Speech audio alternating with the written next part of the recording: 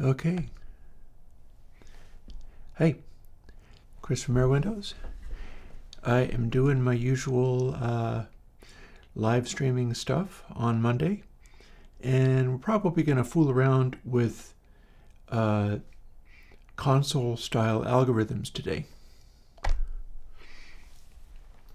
So on that note, I might as well get started. So, let's see, first of all, let's get audio ready to happen. Hey, Cash Brown. I've been updating various things to get more ready for when I'm doing actual music this way.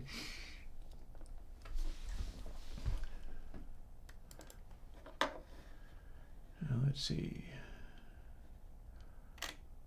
Long Sine.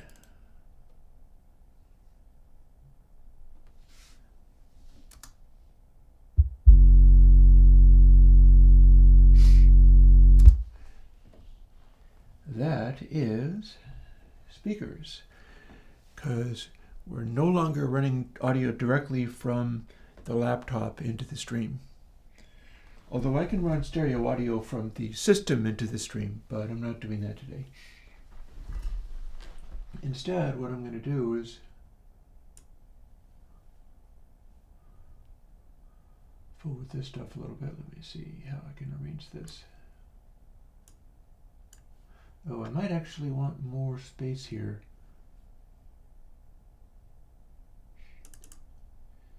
Because I am looking for stuff that has to do with calculating sines.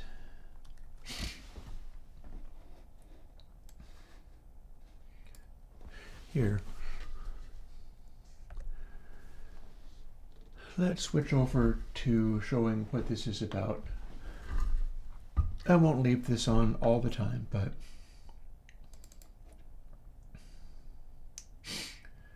I'm going to do a couple hours of streaming and I'm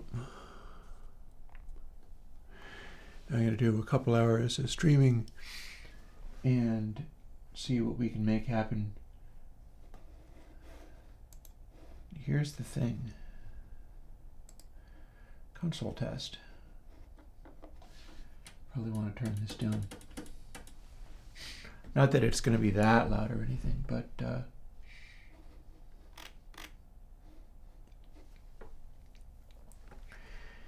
I have a new version of console that's going to be coming out. That will be console 0.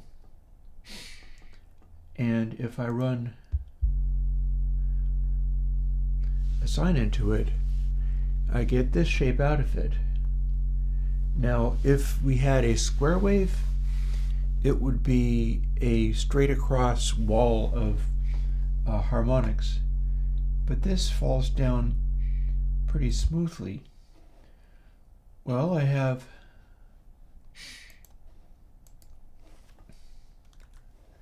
a trick I can show you. If I do a fade in, we can see how that engages. And then I'll tell you what I'm going to try to make happen out of it. So, back to console test. This is not like previous versions of console, because previous versions of console, cancel out really well. What they do is they apply, some harmonics, and then the bus version cancels that back out again. This does not work that way at all. Instead, it is providing a significant change in the sound across both of those, meaning that it's going to have there's a lot of stuff I have going on with console 0, but watch this. This is console 0 as it currently exists. As you fade in, watch what happens to the first harmonic that you see. That'll be a third harmonic. We start getting faintly louder.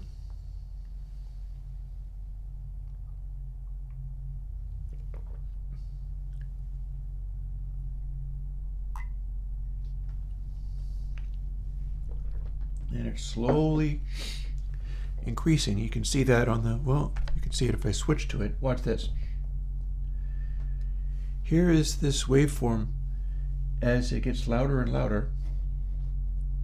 And I'm pointing these arrows to this. This is the third harmonic.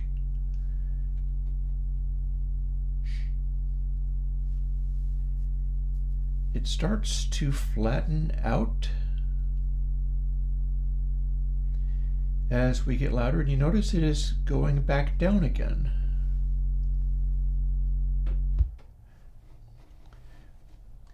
And then we stop. Well, I forgot a step. Check this out.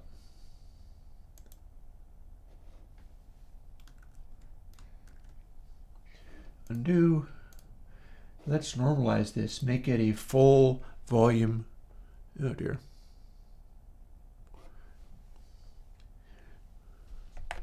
Pardon that. That is freaking out. I'm going to make it stop freaking out pretty soon. I'm going to be making some more console plugins. I'm currently working on this one. It's just that I have to change what's shown on the screen because it's freaking out my display. That's why it went black on you for a second there. So let's see if I can switch that to fade in and get it back. There we go. It does not like some aspects of that image, but we don't have to worry about that because I changed the image. Go figure. I'm glad I spotted that. It's nice having a little sort of video panel. That is what's going to make video making more possible, including music making, although I'm not going to be able to respond to chat unless I make a special little, like, if I made a Raspberry Pi and figured out how to have that connect to my chat so that I could just have a chat window, that would be cool, but I don't have that right now. Watch this. We have our console. We have Vox-Nego span. It's going to show this bass frequency as it gets gradually louder. And then watch what happens to this harmonic as it gets quiet. Quiet stuff doesn't have any distortion on it practically, but we start getting louder. I'm going to line this up sort of next to it so that you can see the difference between the two. So our harmonic is getting louder. This is console 0, which is going to be coming out pretty soon. See what's happening to that third harmonic? It becomes quiet and then it comes back up again. It's about 6 dB. And then as it continues to get louder and louder, we start seeing more and more of these harmonics, but it never really goes into a nasty aliased sound, largely because that's such a low frequency harmonic and because of some of my filtering stuff. And then as you get to high levels of distortion, we have a sort of linear increasing of harmonics. There's just more and more of them as you go. That's because the shape of this algorithm is going to, the way it curves throws more of these out there. So what I want to work on today, since I'm good for the plugin for next week, is actually something somebody asked. See how the third harmonic just did that? In fact, let's go and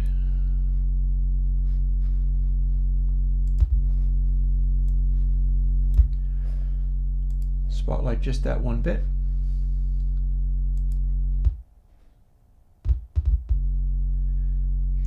We go back to the console test and start looping it so I can show off what's happening here. We've got an algorithm where, using the full console system, there's this sort of node in, and these are harmonics being generated on a simple sine wave. This would happen for any sine wave, but this is the shape of running through the channel plugin and the bus plugin. also show you could take out the bus plugin, at which point our distortion, the plugin you're asking about, the BSO, should be downloadable in any of the collections of plugins. So any of my recent posts on forums have lists of collections at the end, and those always have the most recent ones. And funny you should mention that, because that is literally what's going to be developed upon for next week. I have a follow-up. But for now, see what this is doing? We have console 0 channel. And it's basically just a really consistent overdrive. It's a very, very simple algorithm. Whereas bus is the inverse of that. And it's doing the same thing. As our volume gradually creeps up, what this one's doing, rather than making like a rounded off squarey type thing out of a sine wave, it does the inverse. It makes more of a triangle type thing out of a sine wave, which you can kind of sort of hear there. But then when you combine them, we have this interesting effect.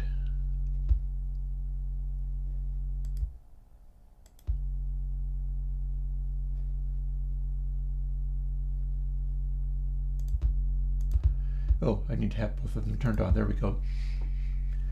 When you combine them, we have this interesting effect where you have this basic, like they're quite a bit down. Like for instance, let me show, don't need that to be on there. Like console 0 channel alone, we're at, let's see, like minus 55 dB. Console bus alone, we're at minus 58 dB or minus 60 dB. But when you have both of them, since they cancel each other out, this is now minus 66. The overtones being created by the distortion factor in here are a good 6 dB down from either of the, more like 12 dB down practically, from the channel plugin alone. You can kind of hear that a little bit. I will show that to you in a moment. Or, for instance, here is, you can plainly hear the slight saturation in here. But then when you run through the bus plugin as well,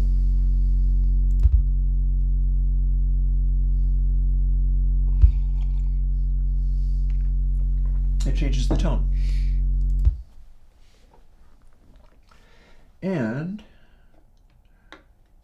what uLaw is saying,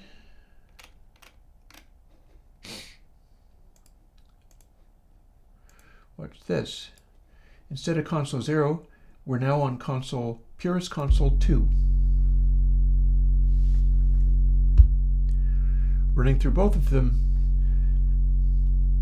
there are no harmonics, none, except for it's a little bit dirtier up at the extreme, but that's really on the verge of perception.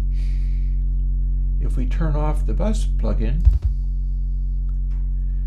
that's exactly what you were talking about. Other versions of console focus on just doing sort of the one harmonic, maybe a little bit more, but they're a little messier down here.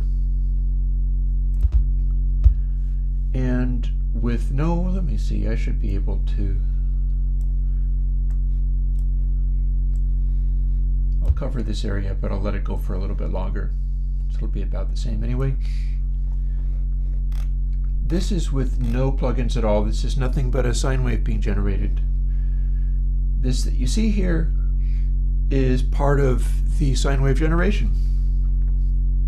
It's at 156 dB down. that is consistent with 24-bit audio.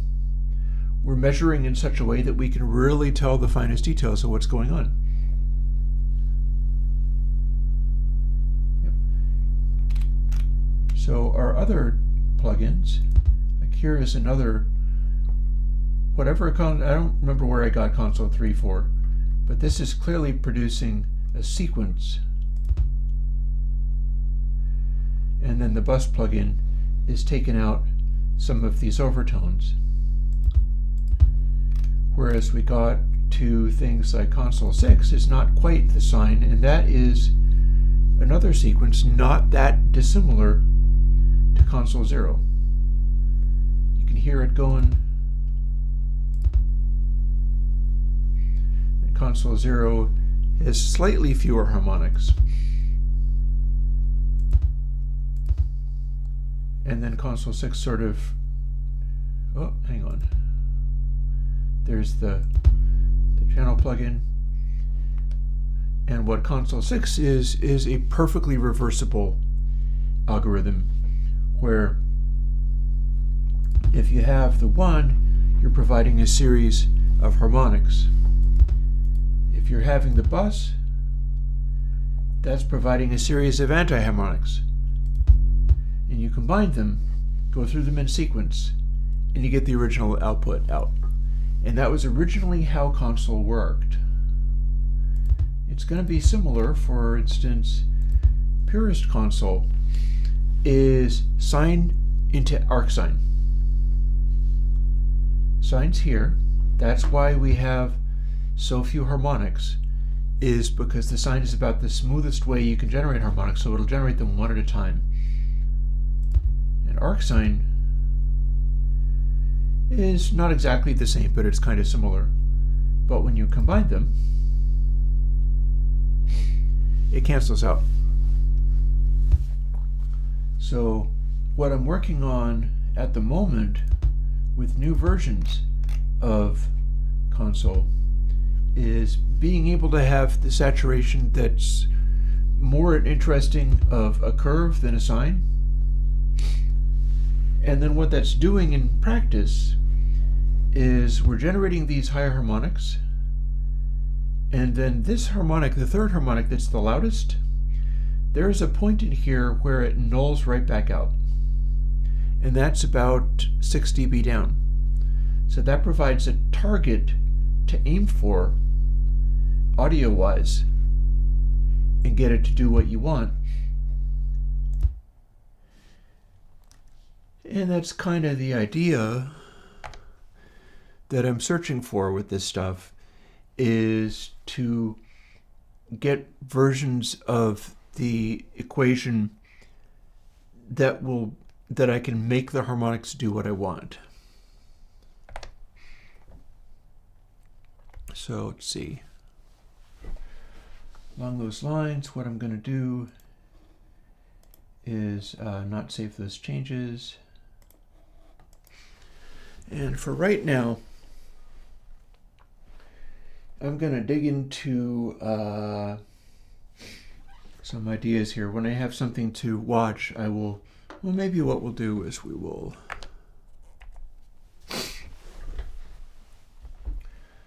put together a little experiment. Like I need to launch Xcode, and I've got my coffee, but I've drunk a little bit too much of it, so I'm not feeling super well. But, you know, it is what it is.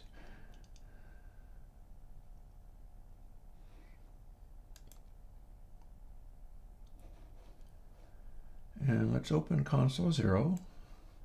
But then let's make another thing which combines both of those, and then I'm going to start adding stuff to the algorithms of both. I'm going to make a big collaborative combined thing, some similar to how I'm making those reverb plugins.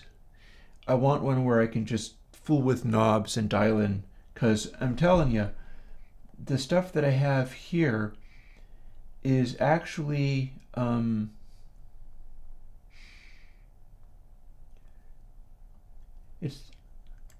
there's a lot going on in here.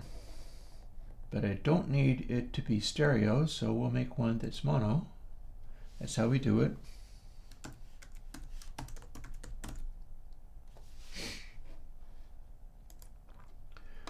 We'll call that test console, and we'll start combining these things. For instance, here's what I've got in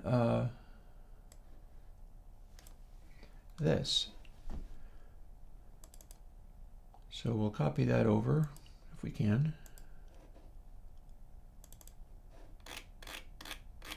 Leave all the knobs. Oh, but hang on.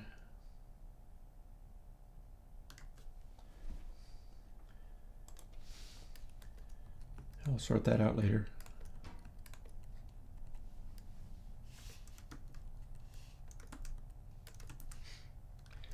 In case we're using these.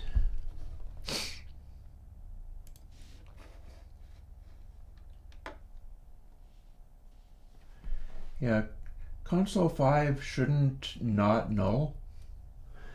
I'm not exactly sure what's going on there. In particular, I don't think I have console 5. Well, I suppose I can look. Let's take a minute and look at console 5 and see if I can find it.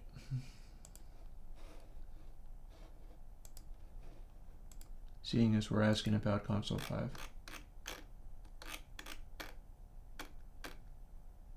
Up. Okay, so 5, let's assume that we're going to find this in channel. So let's see, what could possibly be going on here? We've got a gain control. We've got FPD, we've got setting chases.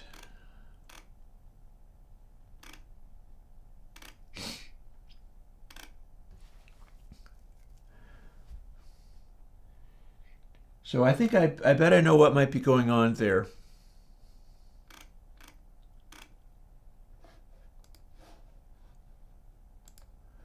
Let's put this away and open a different one, because I think I know what happened.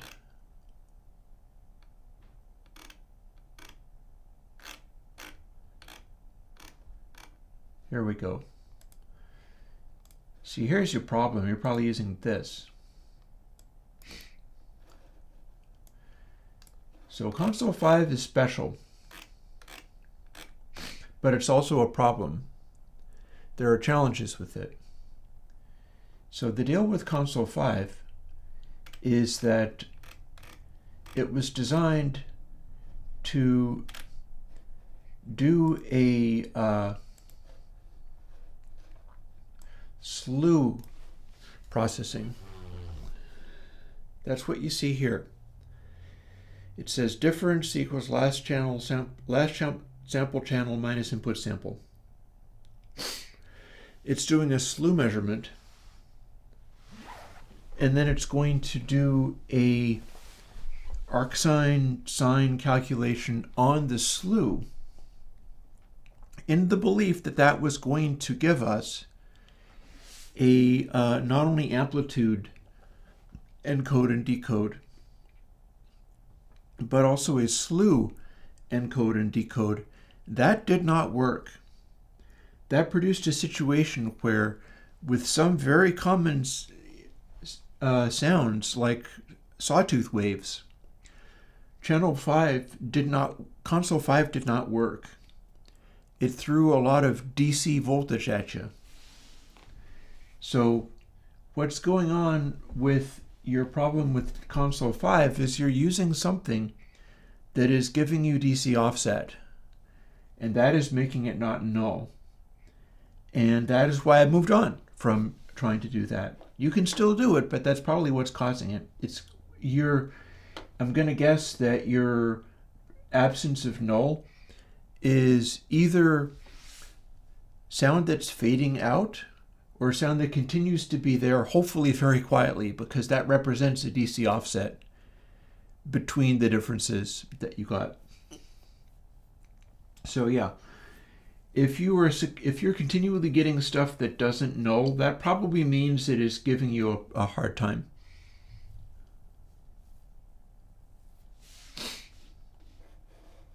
we'll move on past that. I'm not sure I'm going to find anything useful to do with that process, although it will be fun. Maybe we'll do that in test console. That would be neat. But what we're going to do is try to set up a, oh good, yeah, because if it was high level, that'd be really bad news for you. And if it's very, very low level, then that suggests that console 5 is giving you DC offset, as it will tend to do. And that's why I moved away from doing that.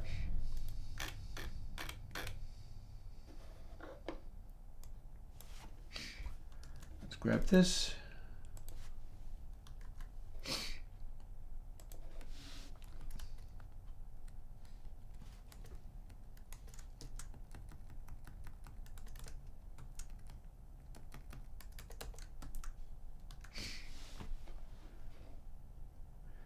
I know, right? Yeah, this is on my old Snow Leopard machine because I developed this stuff for vintage computers as well as modern ones. So nobody gets left behind by the code. I kind of make a point of doing that.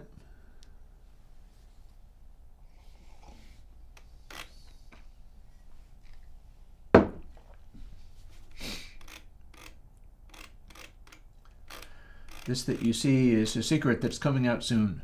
It's next week's plugin. Kinda. So let's see, what do we want to do? We want to grab all of this.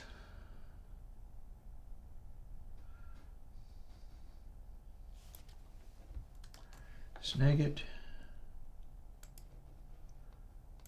We don't need to use dry.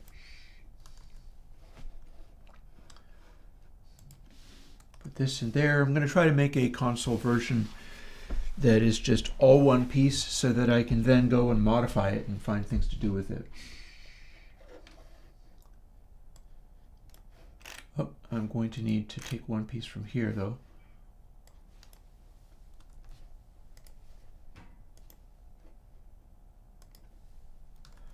Boop.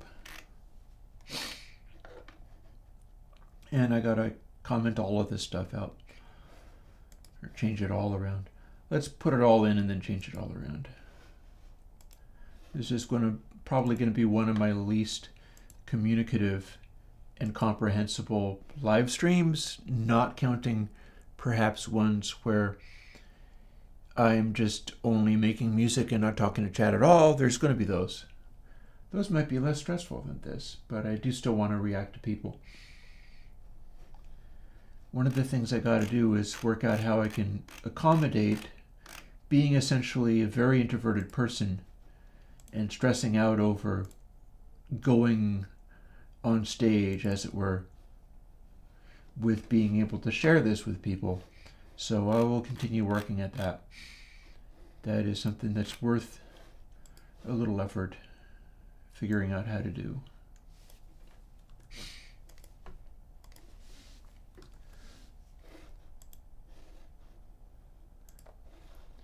The interesting thing about this is also showing you some of the more radical things coming with the new version of console.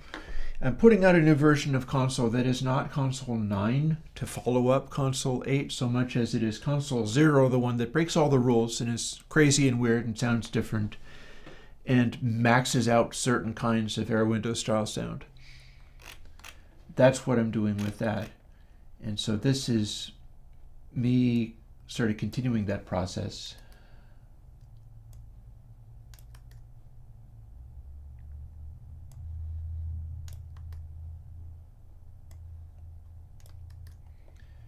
And we're gonna just keep, well, I don't need these at all. What am I doing? That's for the actual plugin.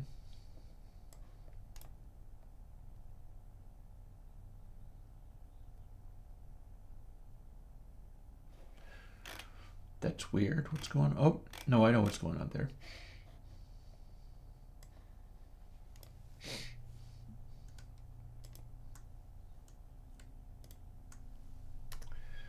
Come on, Sparky. There you go. That's the way.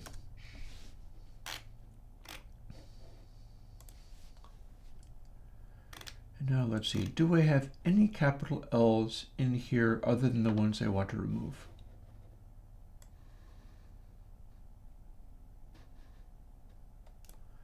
I don't think I do.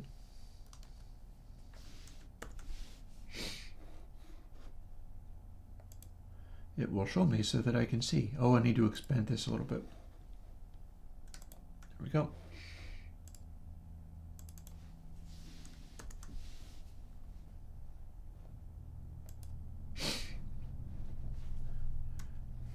So in selection, it is no longer showing me the capital L's anymore. That's unfortunate, but it should still work. Let's see. I will still have more to do, but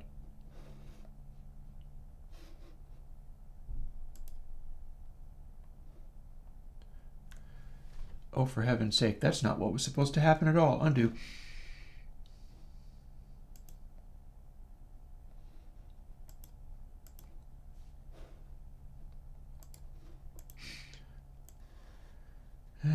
Old bugger doing weird things at me. Let's try this again. Find. Okay, that's what it was supposed to do. The bit that highlighted, that's what's supposed to happen. Now if I do replace, it does say 69 matches rather than just selecting the whole thing. That's good. And now I should be able to take all of these L's, and rather than taking the L, I will take the W by getting this right. Let's see. Option in selection. Boop. Okay, that's what I meant to do in the first place.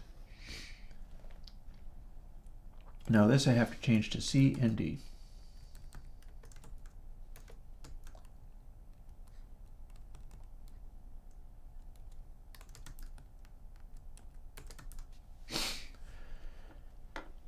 And let's see whether it compiles. Or oh, this is from an older template. We no longer use long double. Or in overall scale, which we're not using anyhow, so I'm not sure why that's there, but we'll leave it there because this is a test bed, and we don't need FP temp because that means nothing. Some of this stuff is from old templates. Do you build? Let's find out. Not the first time. It never builds the first time. Oh, and we have not made a version. The unused variable stuff is fine, though. When it says try graph ignored, what it means is you're supposed to type something in here.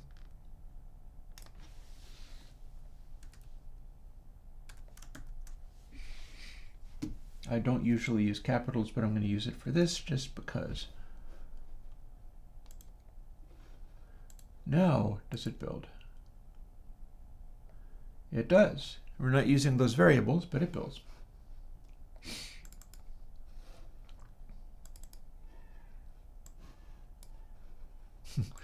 Kid in the neighborhood is like, yeah. All right. Components.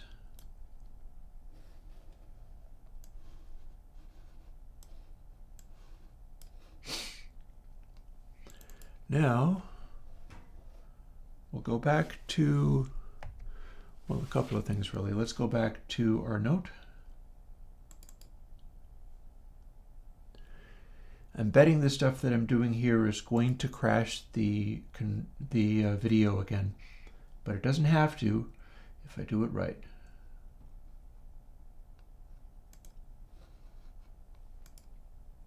Yep. If I set this to this, it crashes the screen until I do this. And the screen comes back.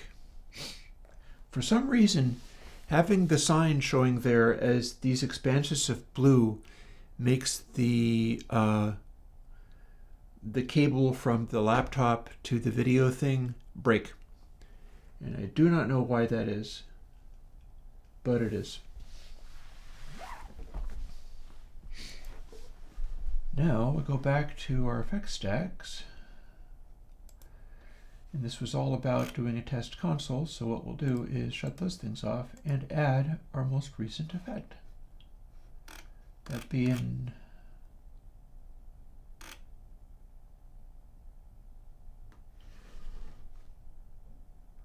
I think it's under T. There we go.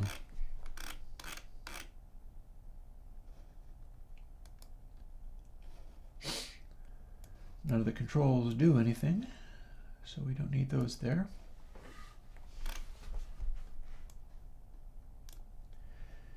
But if we run this into span, and we'll first save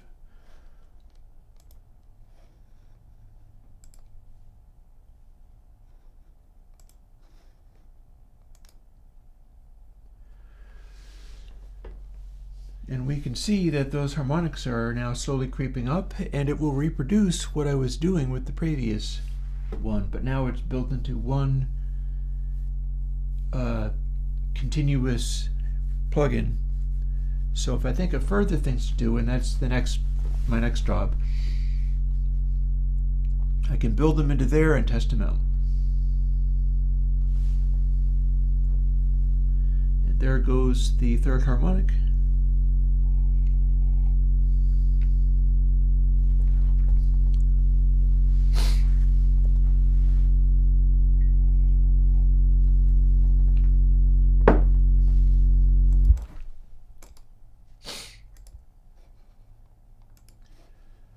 And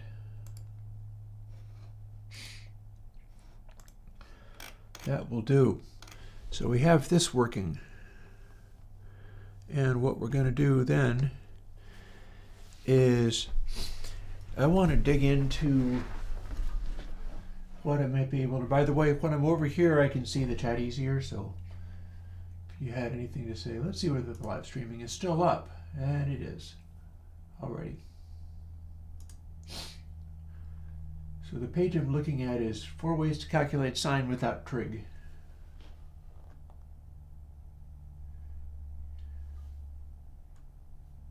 This is not going to be the way of doing it, but like what we see here is not totally unlike what my code does. Except for it is kind of unlike what my code does.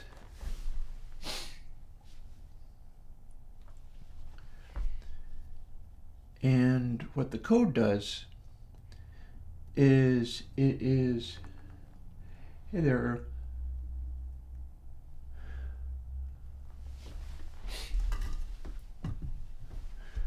What I'm looking at code-wise here, which I can't show you, is approximations of the sine. Like up here,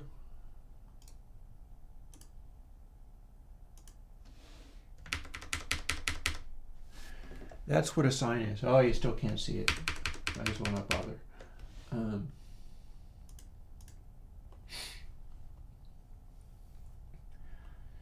So a sine takes a continuing value and starts making it into this sort of curve. The equation x minus x to the power of 3 divided by 6 does a similar thing, and in fact rounds off, but then it continues going rather than continuing the curve. And if you do x minus x to the power of 3 divided by 6 plus x to the power of 5 divided by 120, you get curving over the top, curving back again, and then keeping on going. And if you provide yet another, this time x to the power of 7 divided by 5, and I'm very curious as to what the order of precedence is here. So probably what I should do is start typing some of these things in and seeing if I can make them do what these things do. Because it's like an infinite series, the way this stuff goes. I'm looking at something where we're with the equation I'm looking at. If I just take sine itself, if I just take sine itself, it does the thing where it gives you a smoothly rounding over saturation curve. It sounds really fat. It's the sound of air windows density, because that's based on sine. It's the sound of purest console, except for that when you use arcsine, you wind up getting the inverse of that. Now, what we're doing in console 0 is a version of the algorithm that is so primitive that it's not even anywhere close to any of this stuff. I think it rounds over and continues to go. I'm not entirely sure. I suppose I could find out.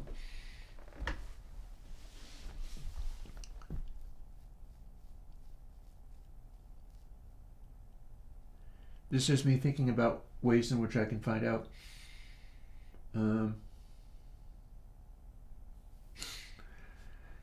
But what I'm doing with here.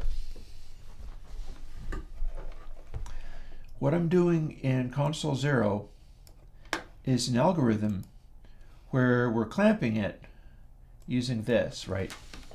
Both of these, the encode and the decode, are getting clamped, but that's only if it's distorting, so that doesn't normally apply.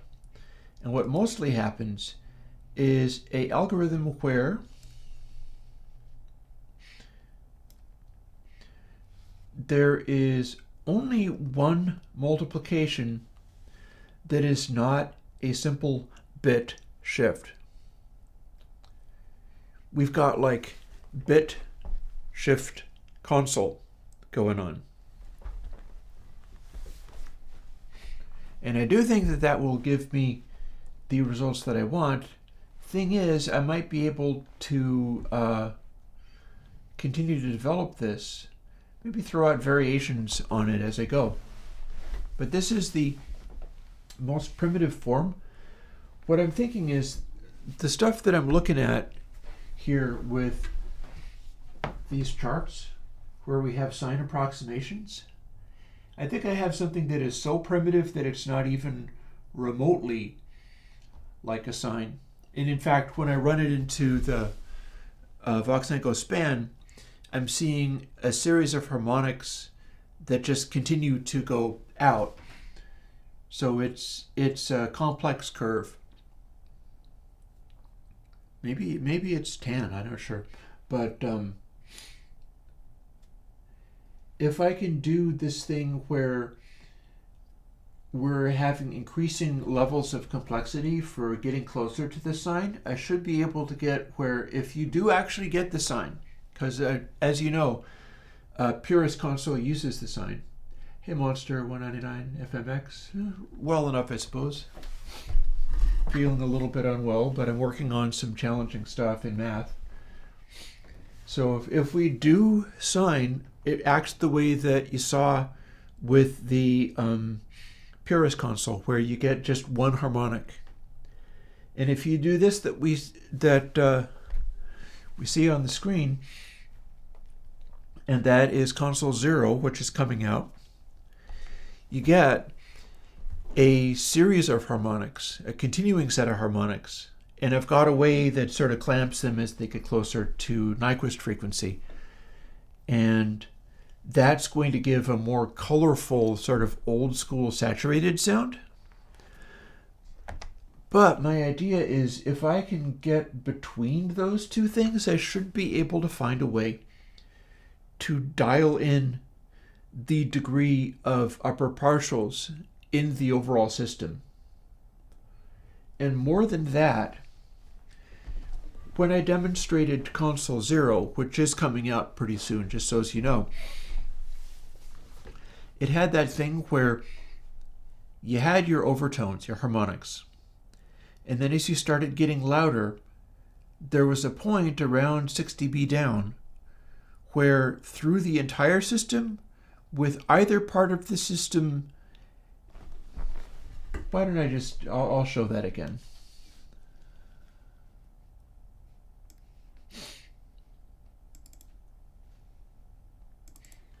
I'll show that again rather than just talking about it. except for I have to do this stuff first before, because it will crash my screen. Then I put it back, there's the screen again. Weird how that does that. I'm not sure why it does, but the cable that is being used to convert over to HDMI has some failings to it. Anywho, I'm going to want effect stacks, console test. So here is the thing I'm talking about.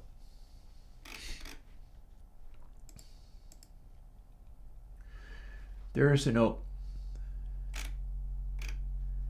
And if you do Sine, Sine produces like one harmonic, pretty much.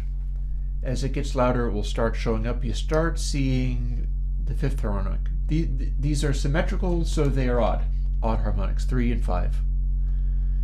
And we can see 3, and we can see some of 5.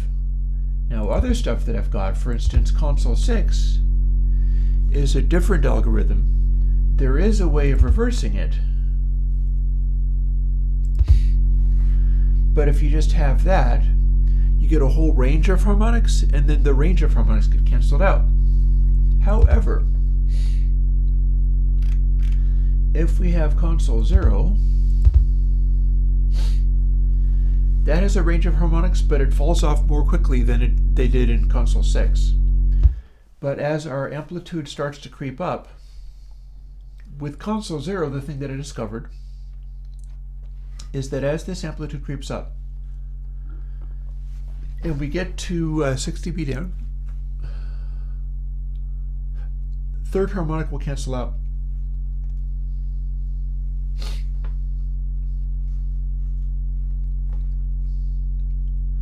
You can see it doing that right there. Now, 6 dB down is a useful amplitude level. That's like a sweet spot for mixing stuff. Excuse me.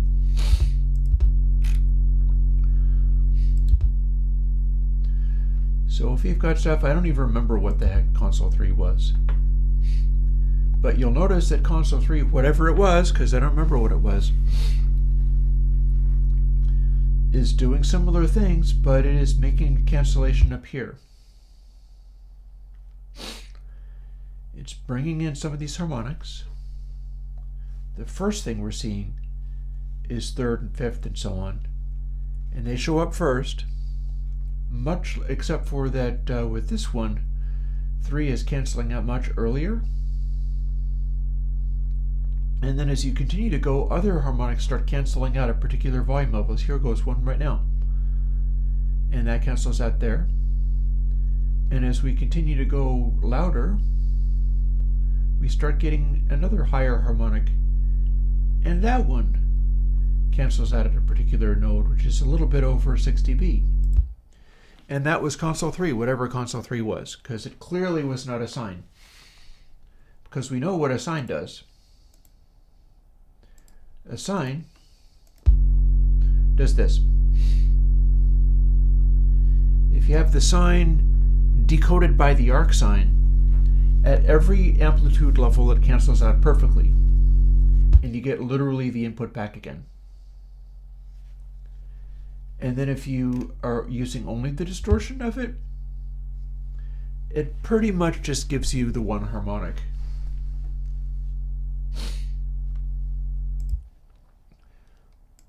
So that's what I was talking about, and it would be a pretty cool thing to try to find.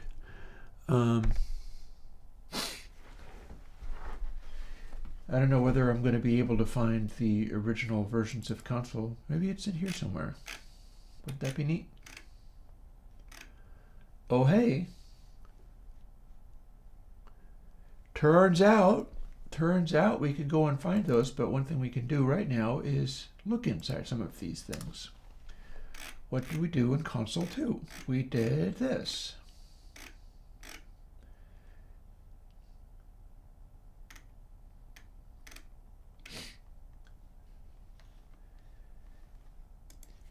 And I'm guessing console 1, original console, was this algorithm.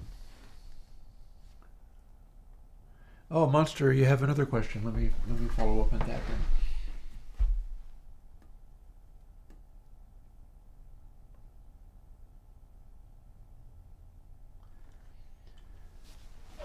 Well, we can look at we could look at uLaw, but really what uLaw is doing is applying, like, I think it's not that different from, like, I could probably tell you how that works. This is really neat that I have access to all of these, because that means I could put these out. I'm glad that I found them. They date all the way back to 2012. The change in console 3 was what?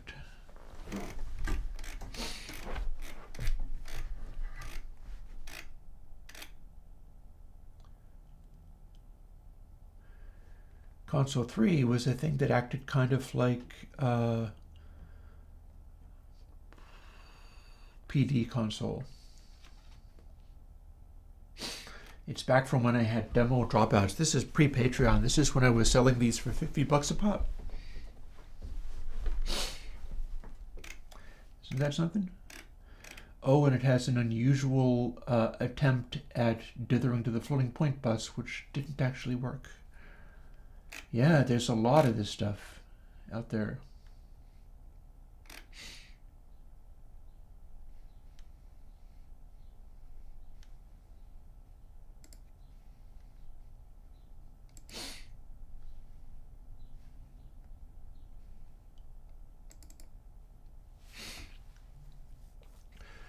So let me see whether I can't answer that question. Firstly, I'm going to crash the thing by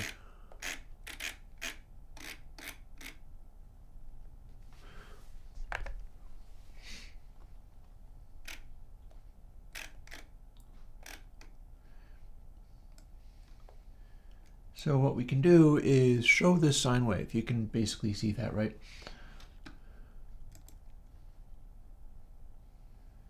And the way these things work is kind of like this.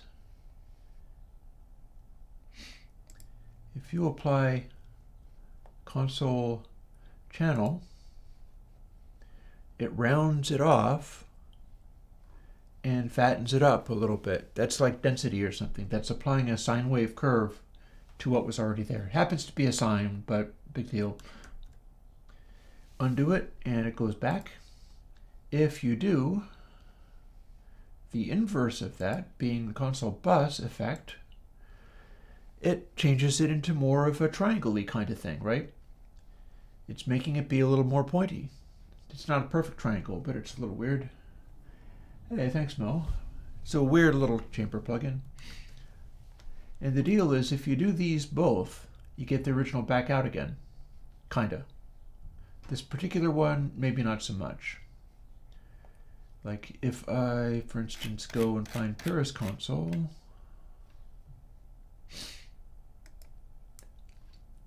and then apply Purist console, and then go and apply the Purist console bus,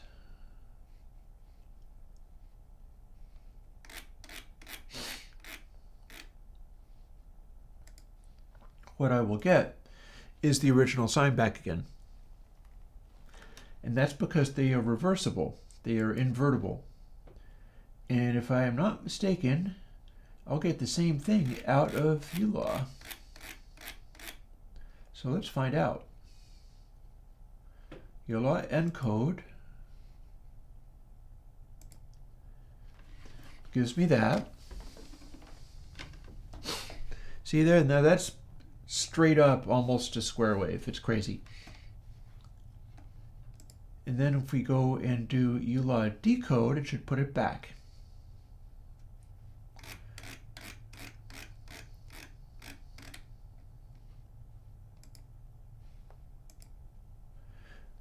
Bada bing. Now, you are doing it inverted, right? You are doing it backwards. So, let's try that. So if you do uLaw backwards, you're making it be this.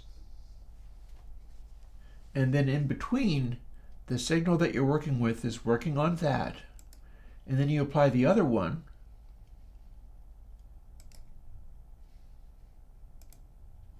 And hey presto, you got your original signal back. And that is the same as with console. What's happening is, if you're doing something like, so think about it for a second, right? So if you, I'm trying to think of whether I have a way of doing this. Generate tones.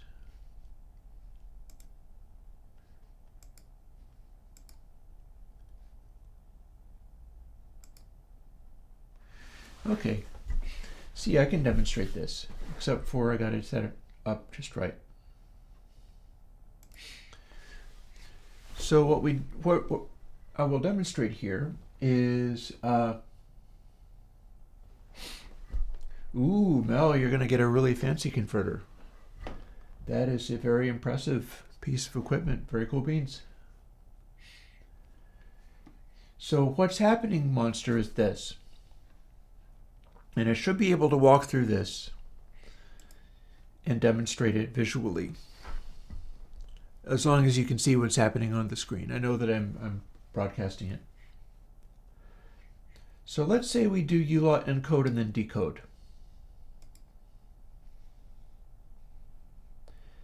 And we're going to do this to it. And then we're going to add some noise.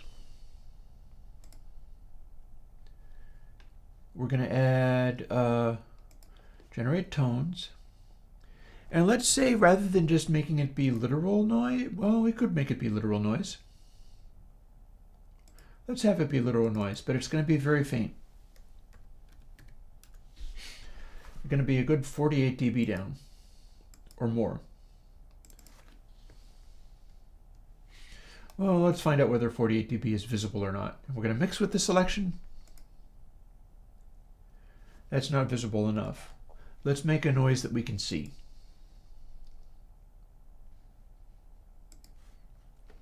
Or an interference pattern we can see, a sawtooth. It's a low frequency thing, so let's make a higher frequency sawtooth and have it be 24 dB down, and we'll see whether that's visible. So we have now added this sawtooth to our original sound. See how scruffy it is there? But then if we now apply uLaw decode, we're getting our original wave back, but at these intermediate places, it is kind of damped this is doing funny things, though. I'm not sure if I want to go with this particular one.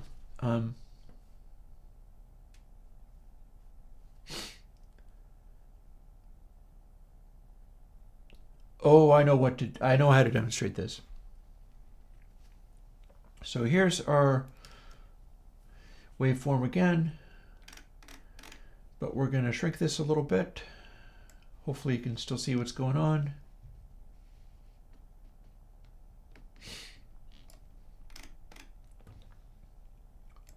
I know I can demonstrate this if I try. You still see the wave?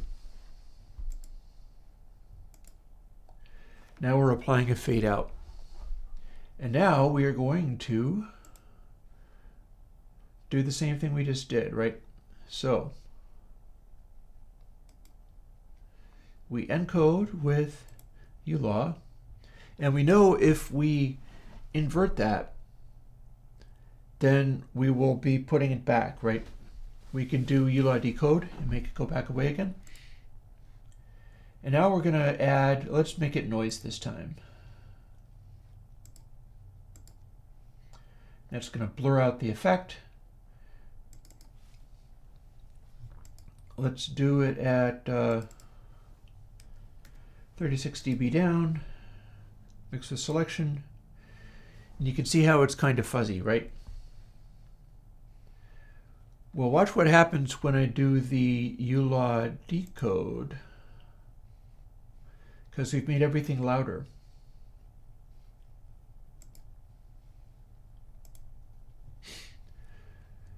Our noise is still loud when the loud parts are happening, but by the time it gets quiet again, the noise has become that much quieter. See how it's not taking up as much space? And that's when it's happening with the correct sequence. Now, let's do that again, only even more. We will fade out a couple of times. So we've got a loud wave, but it very quickly dies off. And this is around what normal audio is going to be. Now we add our noise to it.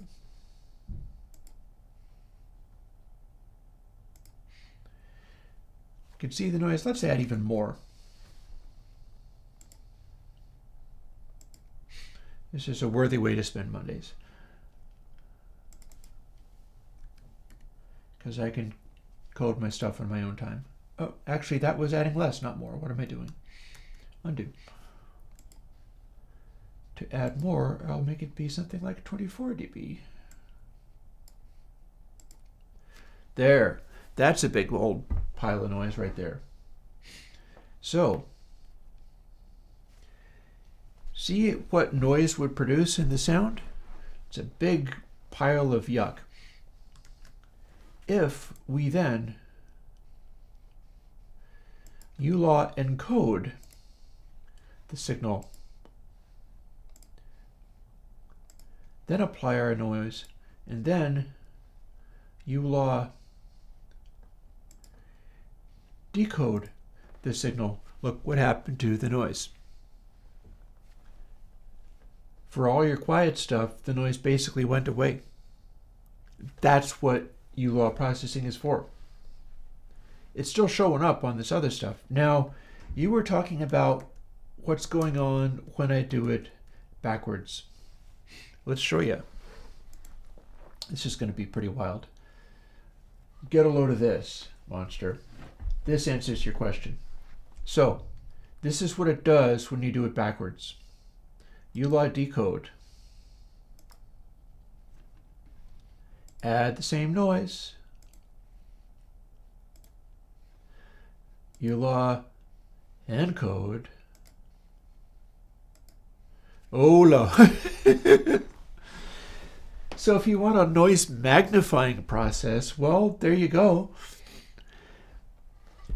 That's similar to the order of sequences in something like console, except for that it is using uLaw to like magnify the interference. And see, that ha ha ha in the chat there tells me that I got this right. So that's what's been happening. You can do it that way if you want, or you can do it the other way. Let's have even more fun, as long as we're having fun with this. Because we don't necessarily have to just only use noise. That's showing you the amplitude of what's happening. If we do a encode, and then, because what you're doing is not necessarily wrong if you're doing sound design. And then we generate some tones, but instead it's like an interference sign. Let's have it like, what would be a good interference sign? 271? Let's find out what this looks like. Yeah, that's pretty freaky. Or let's do something even, this is a bass note, basically. So, lower. 80. There we go. See, that messed up the shape of that quite a bit. And now we do uLaw decode. And it's done some pretty weird things to our sound, but it's still following the behavior of the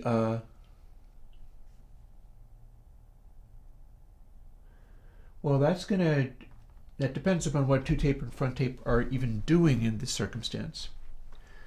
So doing the uLaw encode and decode with an interference node in the middle gives us a weird kick drum, basically, which, okay, but watch what happens when we do the other way around. We're going to do decode first. Now that's making everything much quieter. And then we're going to apply the very quiet tone. And then we're going to do uLaw encode.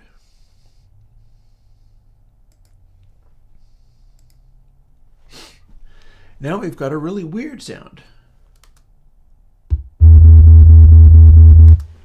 with a big, loud, sort of distorted sine creeping in there.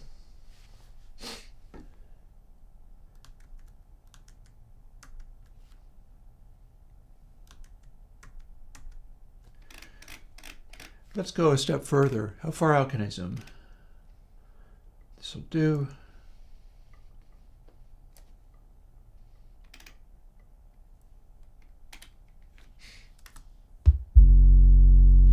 There we go. So if I then start fading that out a couple of times,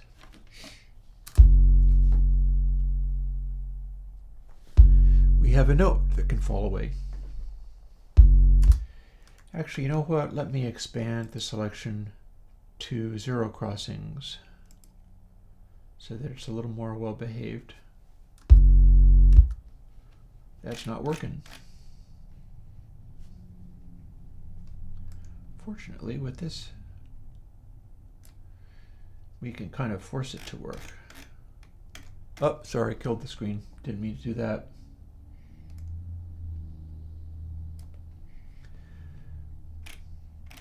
But if I do that this way,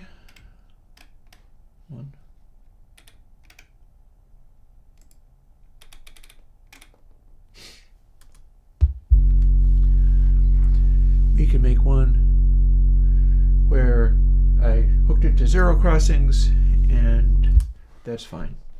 So now I can fade that out a couple of times.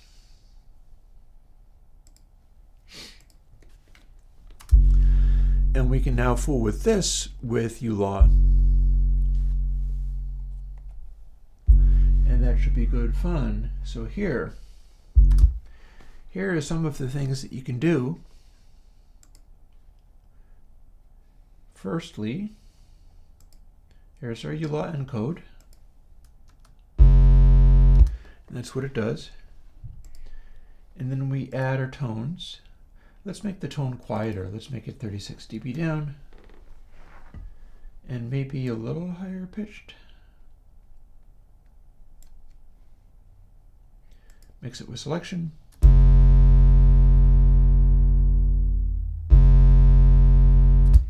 You can barely hear something's happening. Then decode.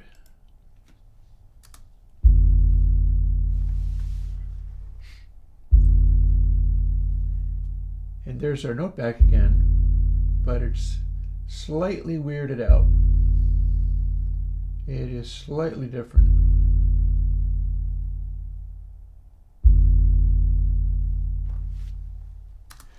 But watch what happens when we do it the way Monster was doing it.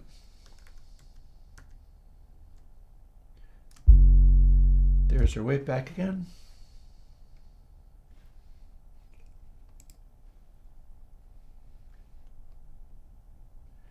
Decode first. Makes it do this.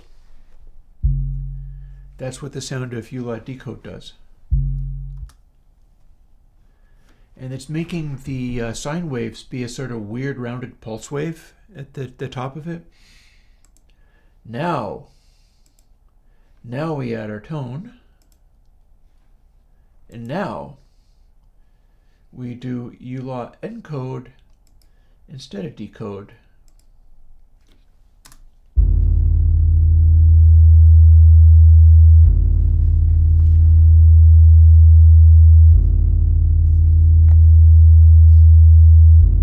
There you have it.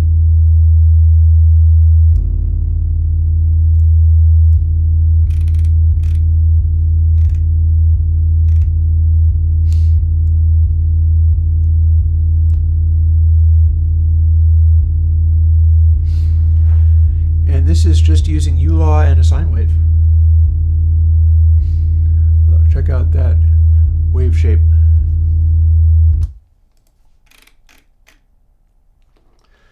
Funky wave shape as created by decoding.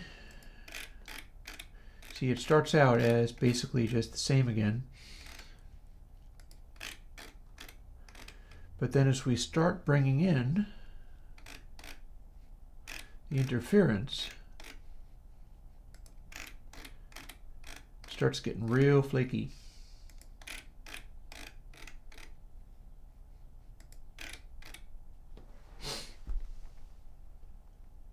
And yeah, so you absolutely can do that backwards.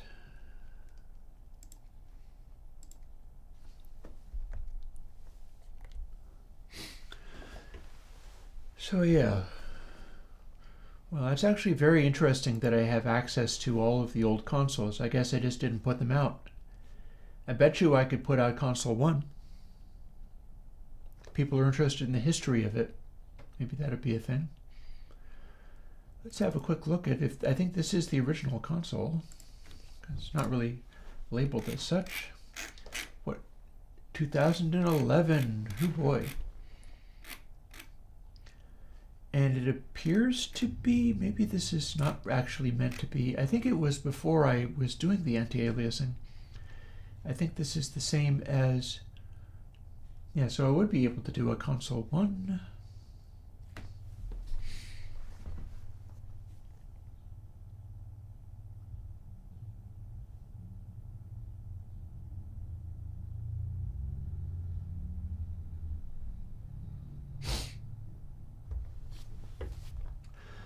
Let's take this and apply it to the thing that I was doing here.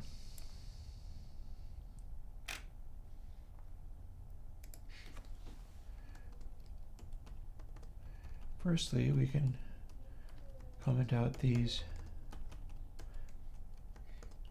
averagings.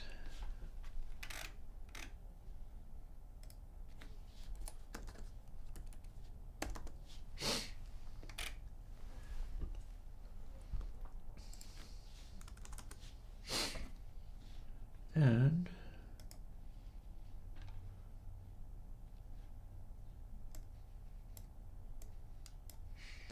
I'll just copy it. Or maybe I can, maybe I can't. Is that going to be a problem? I feel like this is maybe going to be a problem. That's okay. I remember how it worked. Quit out a twisted wave first. Oh yeah, it's going to disappear on me. Oh well. Well, I remember what it said, so we're going to define half and then faf.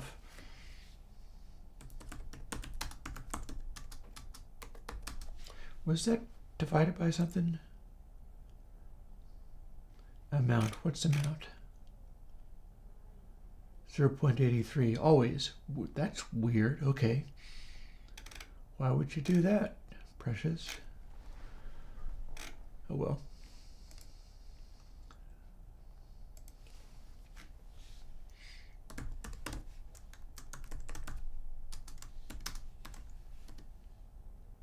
That's a comma.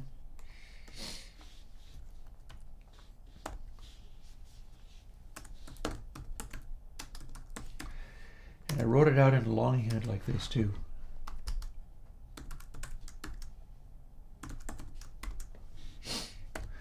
I guess I just really wanted it to be straightforward. And that's what it is. Half times valve twice. We're going to do it just the way it was.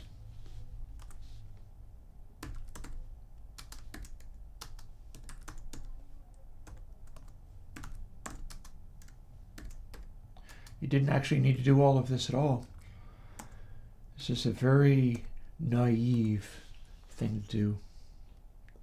But we're going to do it and see what it did. And then minus equals.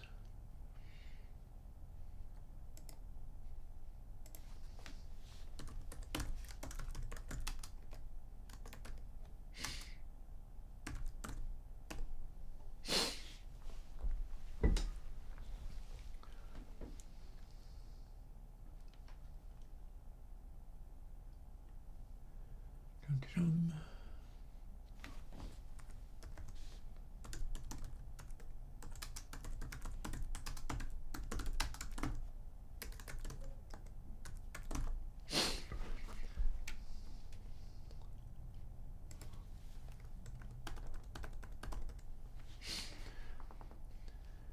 And next thing we'll do is go and look at what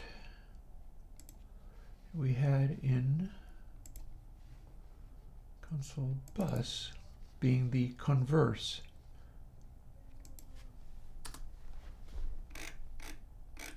Probably very similar. We've got a 0.885.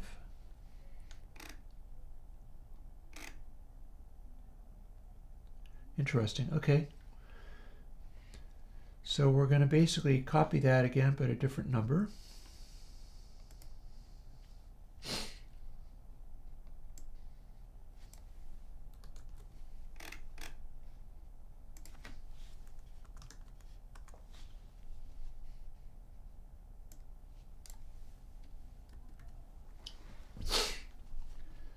It did the same thing, but it was plus equal rather than minus equal. But we don't need to redefine this. We already have it.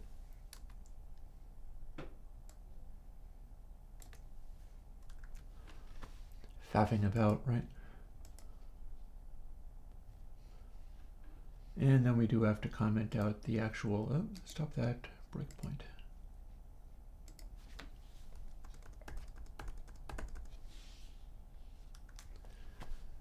Build that again.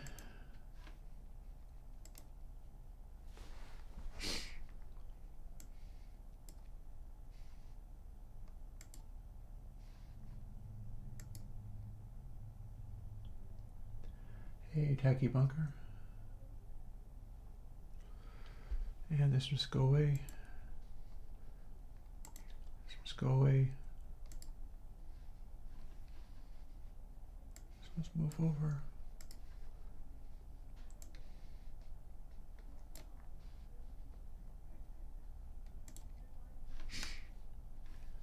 Now, if we go here,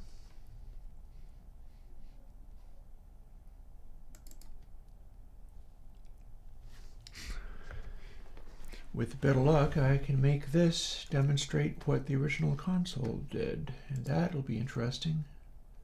I could see coming out with, oh no, we've got a new console coming in a couple of weeks, but this is a blast from the past.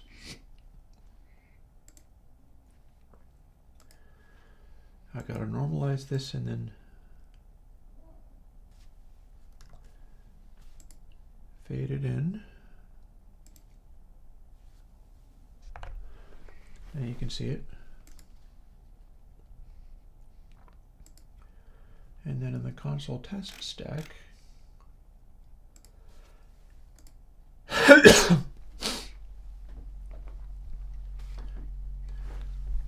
this is what we have as far as a sine getting louder and louder, right? Whereas if we have sine-based console,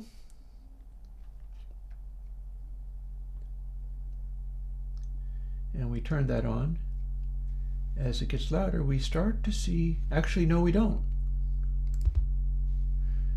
If we don't decode it, we start to see a harmonic show up. Since it's sine and arcsine, if we do decode it, it always turns perfectly to the original again. But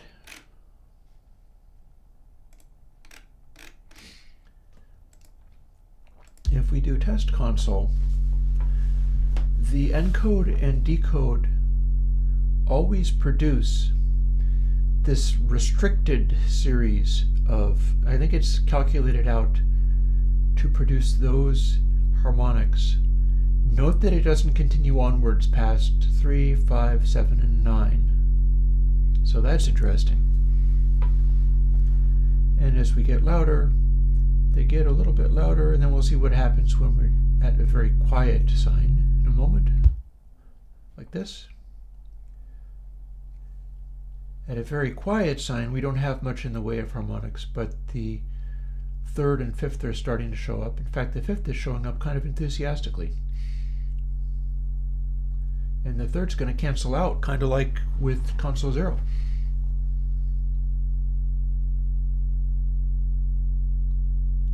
So, yeah.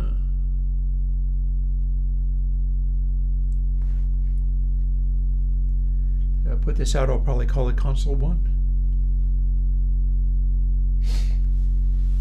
And then I seem to have a 2 and 3 and so on. Those are just the same thing, but with the use of a aliasing hack that never really worked very well. So what we had, oh, very interesting. 2 really just gives you only the one harmonic.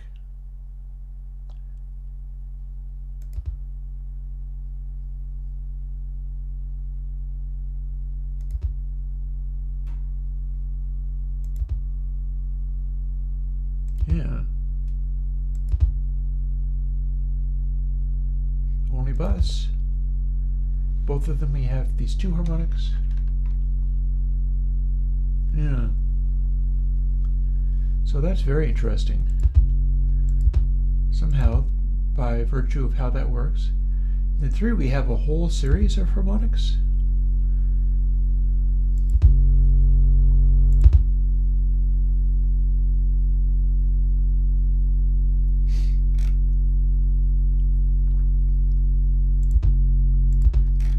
And then of course the one that's coming out, console 0, also generates a whole series of harmonics, but the third harmonic cancels out at around 6 dB down. So yeah, there's a lot of interesting stuff going on here. And what I'm looking to do is be able to go from that defined series of harmonics as they continue to go out over to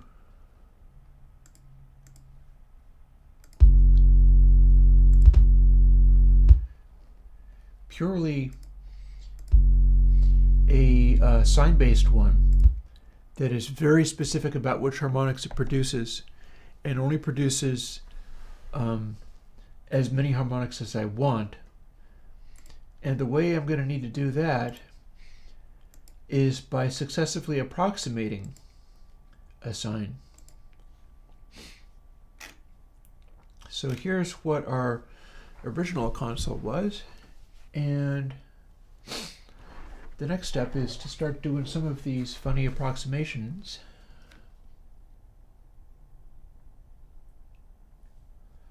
And maybe I can even, hang on.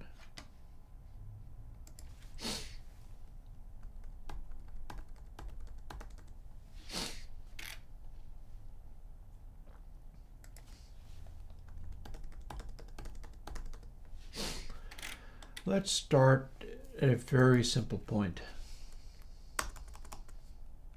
Let's do the first one.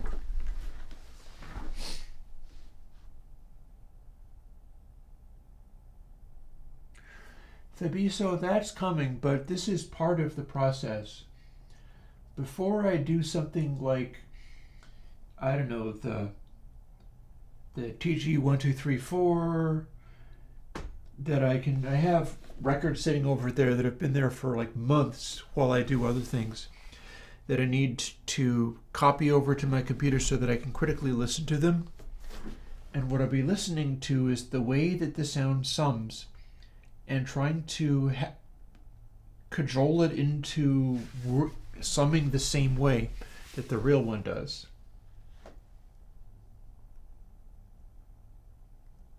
I don't have that yet. But one way I need to do that is kind of like this, which is get something that I can manipulate where it will allow me to dial in various proportions of these various things. So sine does thus and so. But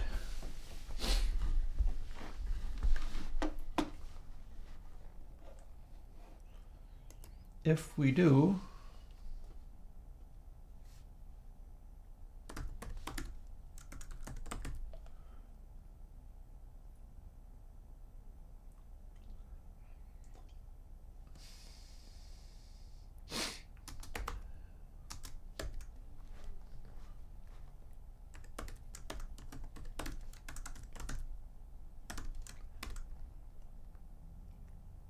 apple 3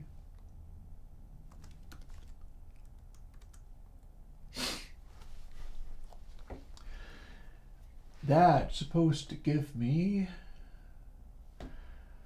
see, what I'm going to do is start using these sliders for things.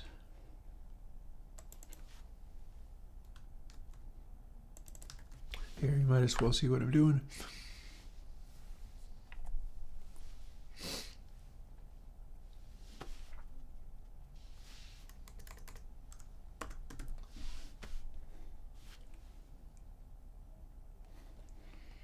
So we've got this going on.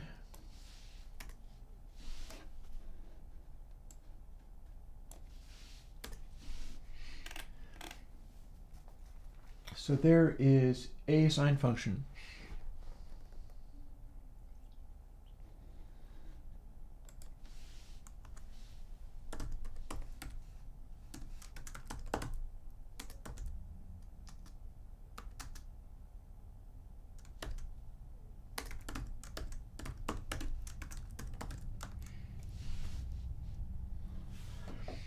So there is the target.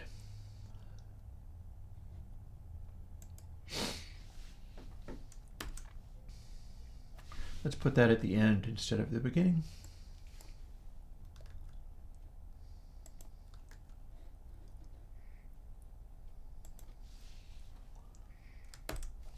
Do I have a wet still there? Yes, I do.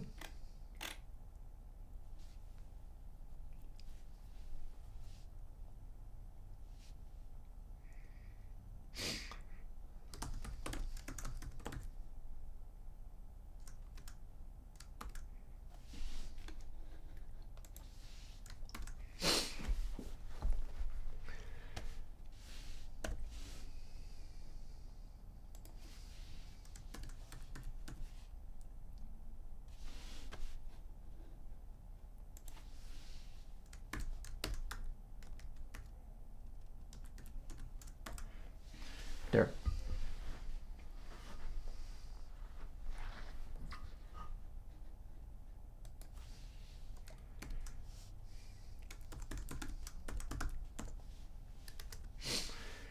So with these, as I start cranking them up all the way, I start introducing additional levels of refinement.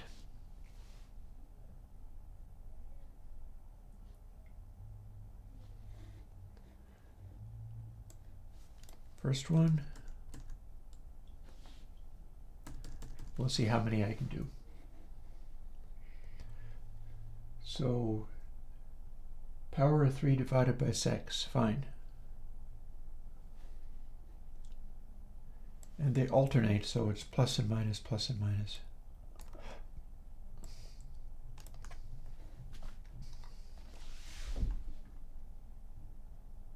And they seem to be successive, so 3, 5, 7, 9.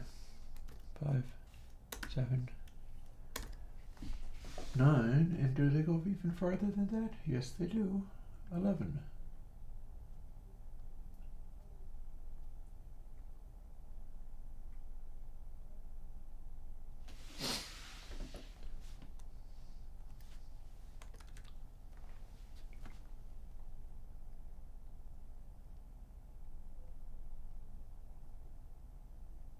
I'm looking at chat, don't mind me.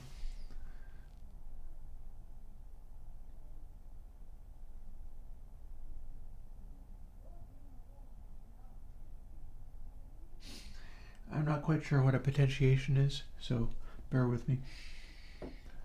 We're going to try to type in some of these numbers. Divided by 120.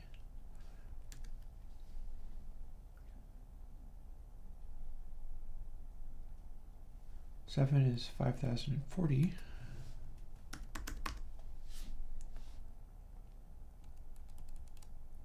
The interesting thing will be whether I can twiddle these divisor numbers to manipulate the harmonics. That's what I'm going to be looking to do. That's where it will get interesting. Hey, Paulo.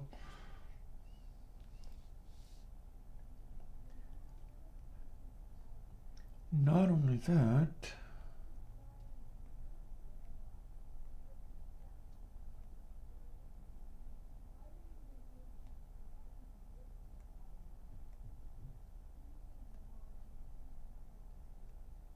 yeah, I think I see where this can go.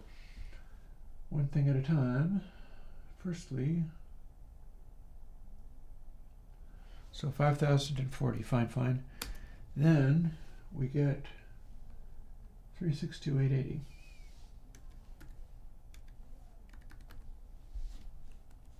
Then we get an even crazier one. 399,168,00.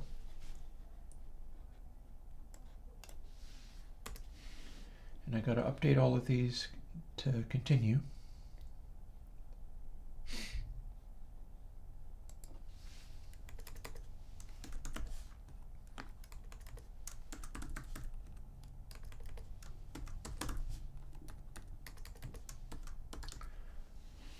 So as I introduce sliders 1 through 5, since this is just adding each of these parameters, we're going to increase the closeness to what a sine actually would be. And our dry wet is original versus what a rail sine is. And this should build and run if I'm not doing it wrongly somehow. And sure enough, it did.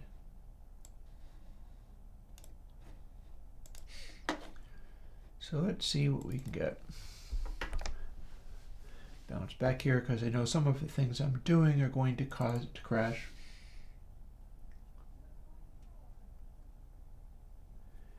That depends upon how you're doing, like what platform you're targeting in Linux.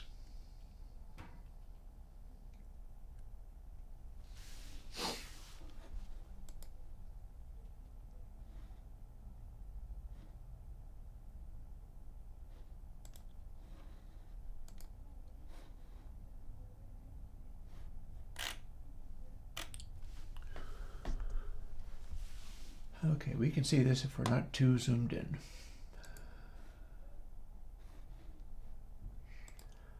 Console test. So, test console. We need to see the controls. So this is what we got. Turn it down a bit. Raw and sine. That is a sine at 0 dB, so it's doubling the sine there. Come to think of it, I can probably tone down the volume a little bit. About.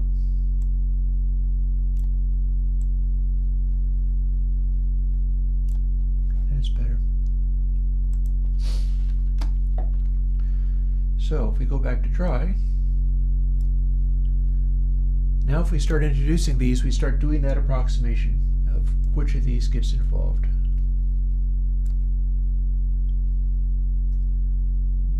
One harmonic there, a little more here, a little more here.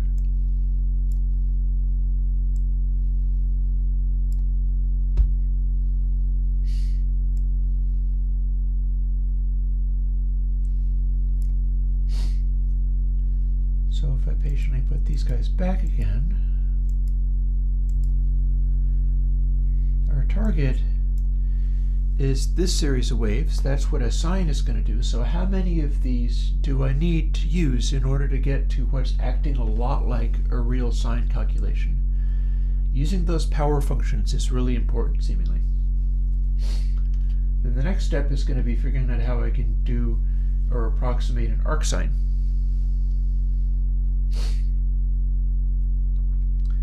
But see, I've got third, fifth, just a tiny hint of seventh. So that first one, that gets me third. Adding the second part gets me fifth, but more seventh. That's clearly because we don't have enough of these other ones going on. That or we've gone wrong somewhere.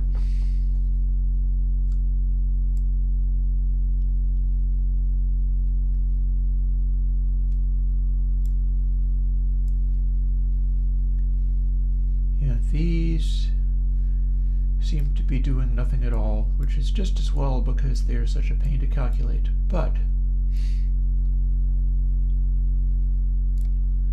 here's where we get that.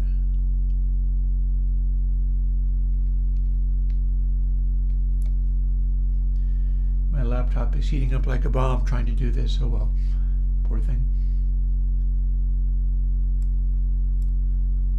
So that's one way of dealing with it. You can probably hear it going.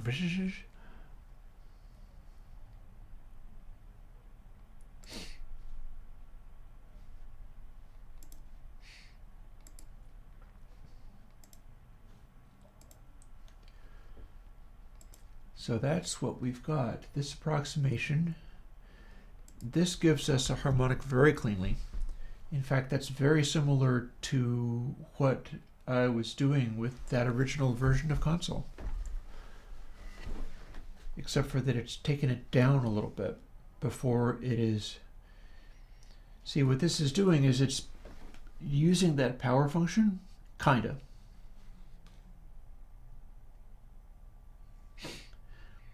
If we had half equals input sample just by itself, then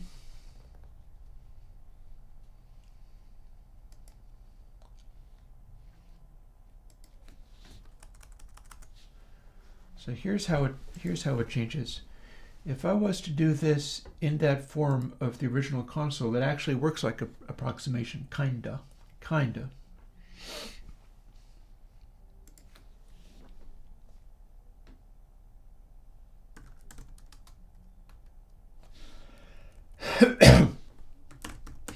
I'm going to see if I can code a literal first order of the harmonic sequence, but in the same style I was doing it before, even if that is a silly style.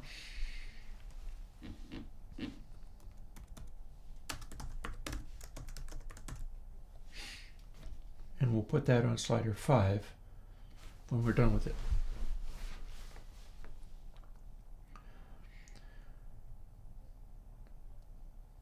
So let's see.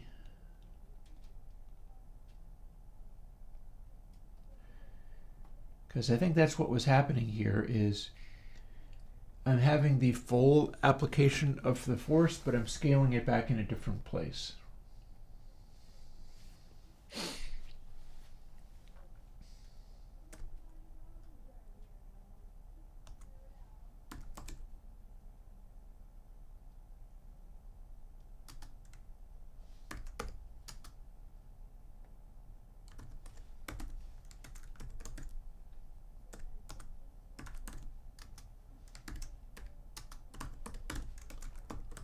Some of the stuff that I'm doing, like with this absolute function, doesn't really count. Depends upon how much, like, if you're only applying this once, it matters. If you're not, I don't think it matters anymore. Because if you multiply something by a negative value twice, you get back the original sign.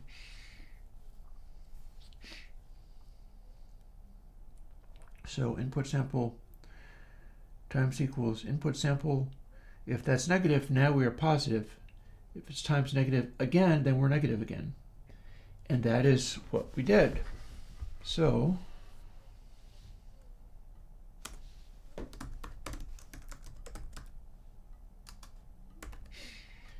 and we are subtracting it because that's how we do this.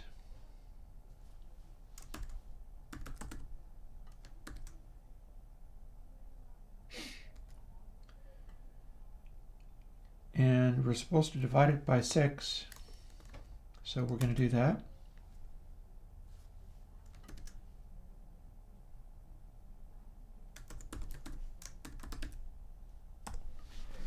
And times slider 5.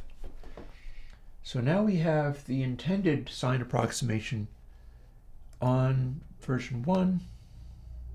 Let's have this on, well, no, let's not.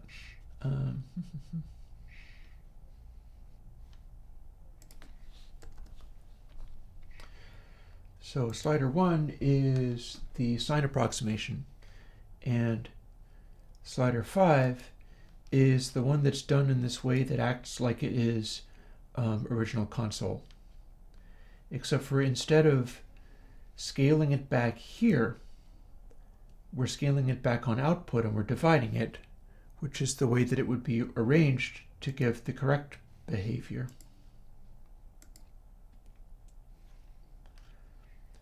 And the question here is it the same?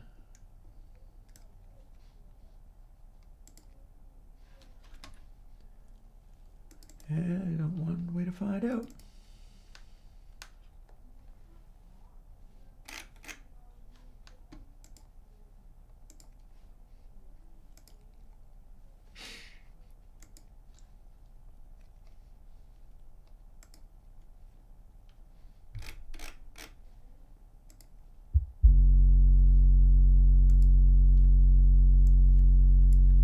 So, sine.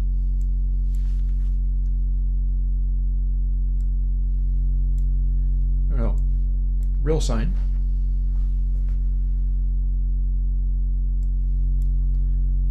Approximation, which we're missing that just hint of the 7th harmonic. And original console. So what we see is that the original console idea is a variation on, yeah, let's play with this more and go from there. So we have to quit this and not save.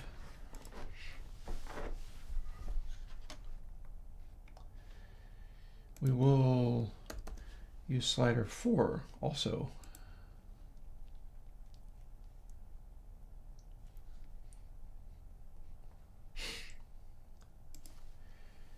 And this thing that we're doing, originally we had it at, what is it, 0.83? So slider 4 will set it up to do something kind of like that.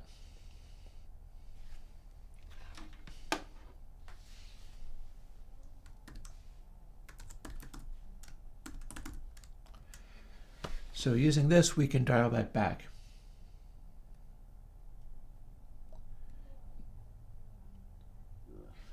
Then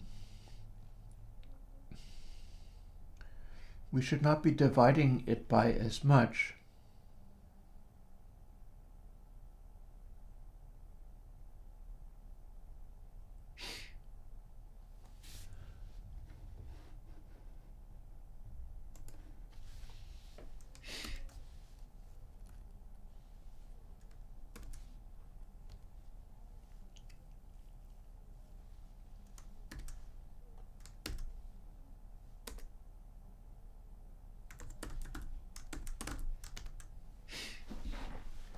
Do I have the right number of parens? No, I don't.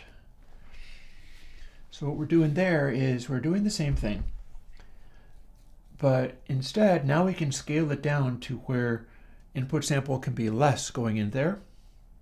It can be as down to 0.83. And then let me see now. Where's my actual calculator? So if I was to see, I remember now what I meant to do.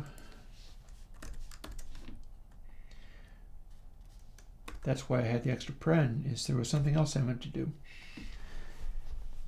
So in order to make 0.8, in order to turn this into the original console, what I must do is make slider 4 at 0.83 become 1 divided by 6. So 0.16, etc. So 0.83 times 0.83 times 0.83 is power 3, 4.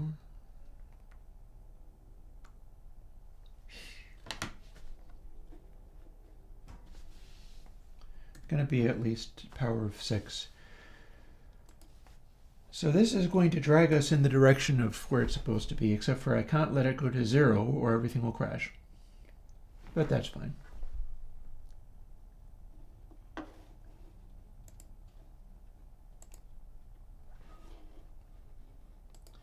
It will at least run, and if we have slider 4 cranked out all the way, we revert to the original behavior.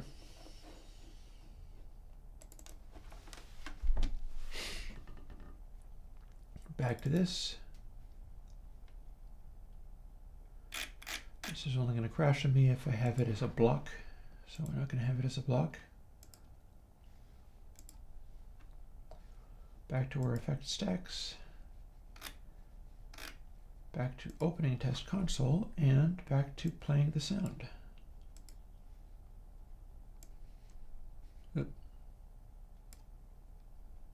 What have we here? Oh, it broke.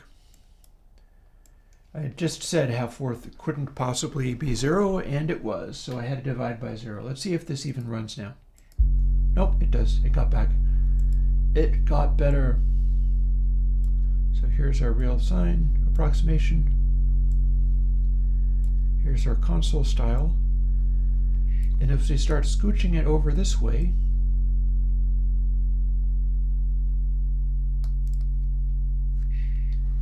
we should start getting, well, we're getting a more striking harmonic. Ooh.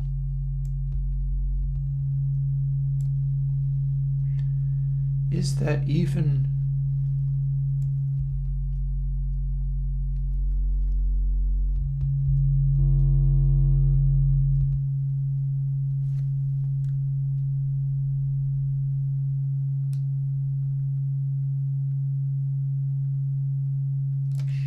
What do we just make?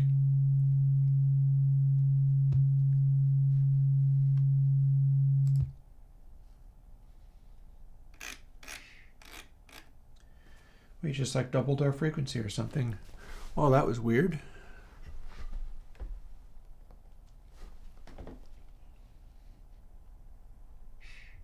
We completely replaced the frequency with another. That did not work out the way I thought it was going to. I probably didn't adjust the parameters as much. Slider 5 had to be fully cranked, I think it was.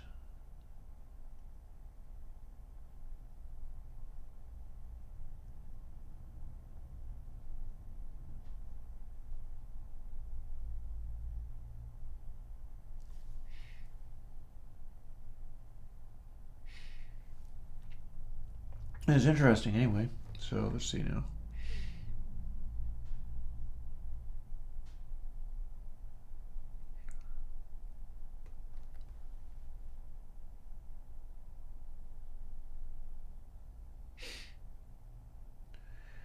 Honestly, this should be working, so why ain't it? Can I set up original console and then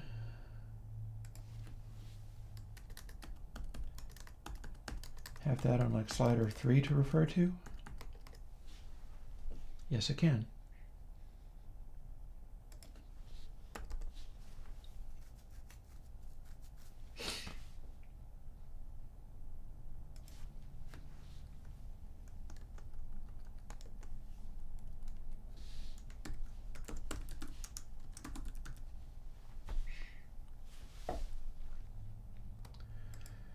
Okay, so I should be able to make this be the same as the other.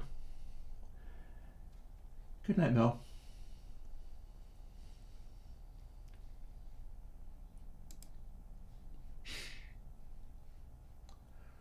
All right, I think my problem here is I shouldn't even be bothering with this.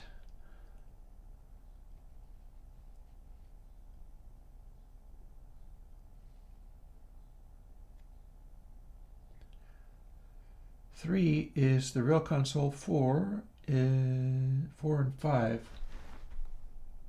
Oh, chat hiccuped. I don't know what's going on here. Let's find out. We'll do the best we can with it.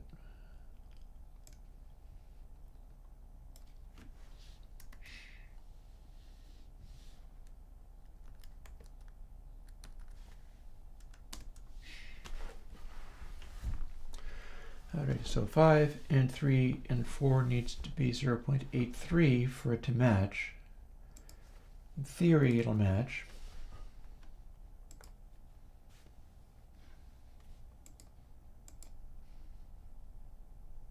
Oh, can't do that.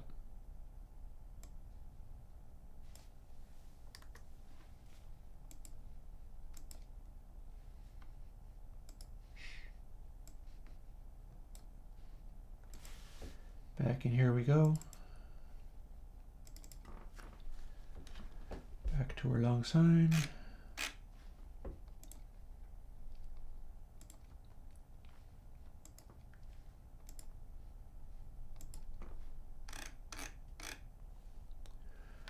Let's do a volume ramp this time. It'll take a while, but I'm comfortable with that. Sometimes you gotta slow down in order to be able to keep up. And just console, edit. 3 is the real one, and 4 needs to be 0.81 something. What was it? 83.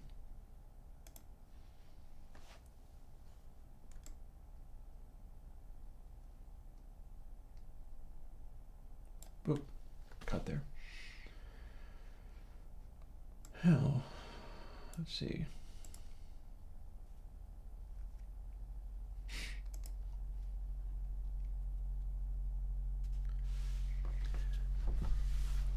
So this is the approximation .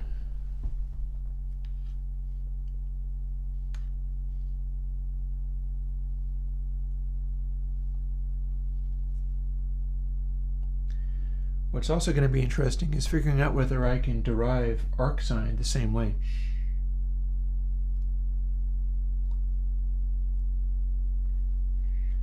And there we go. And then third is the real console, original one.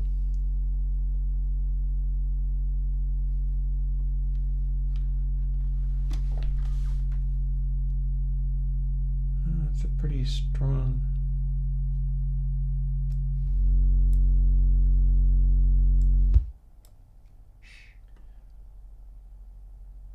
Here is our original code for original console.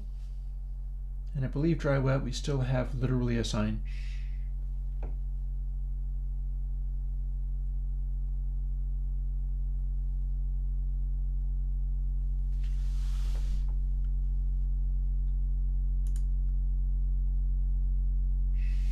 I do notice that I'm not going to need to use nearly as many elements as I thought I was going to.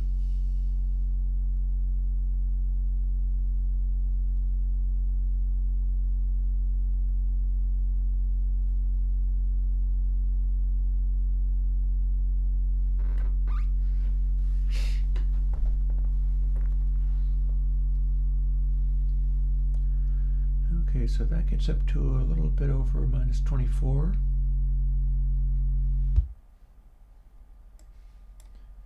Whereas if I'm doing the approximation,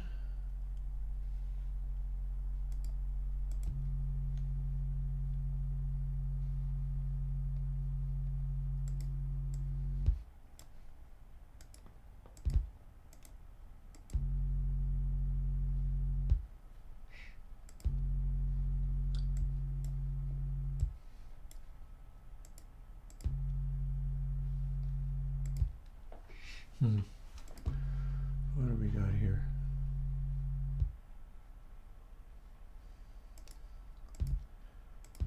It's the approximation.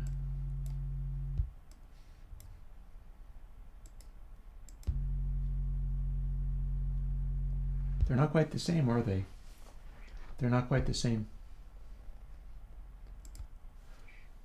Time to find out why.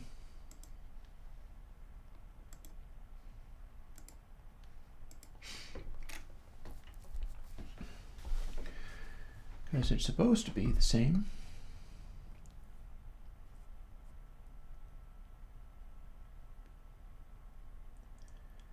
Could it be that I don't have enough of...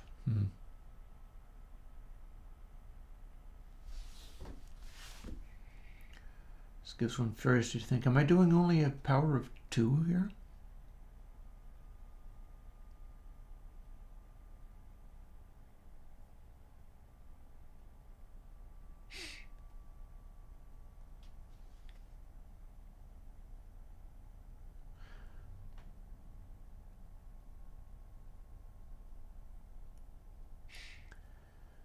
It just doesn't feel like this is quite the same thing.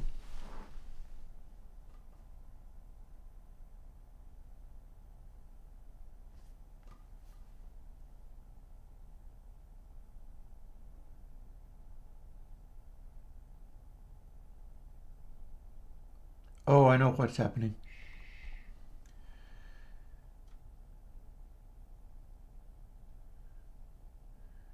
We are doing this.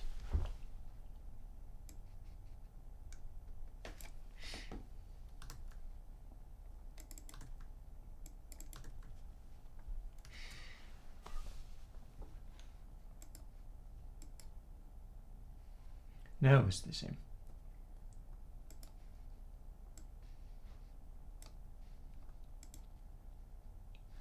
Still running.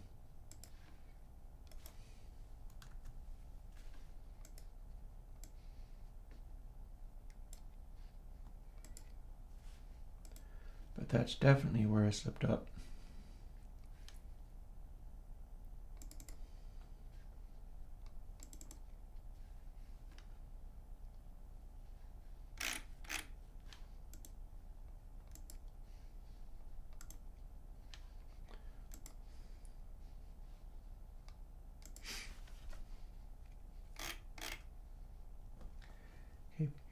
By the way, it's 12:46. If people have questions, throw them at chat. I'm going to be going offline before terribly long because this is not like a music day where I'm just derping around endlessly without really paying much attention. Instead, I'm going to try to pay attention, so I will be logging off.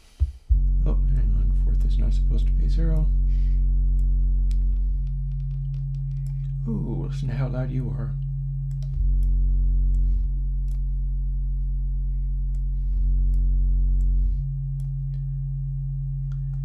We literally get very different results here. Oh, that's because 4th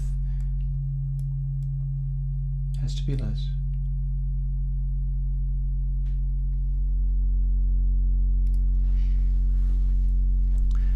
That's why.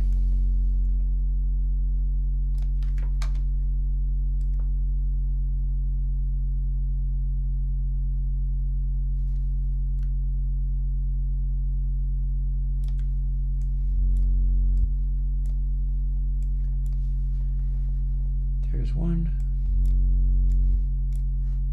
There's the other. So those do match.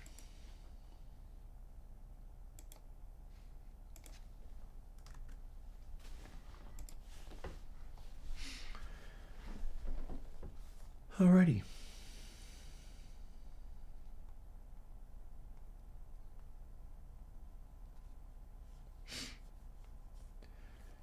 So the difference going on here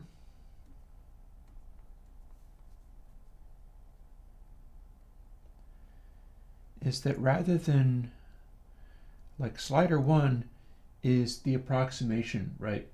It's the approximation of the sine. Whereas original console, it it's like input sample minus 3 without this divide.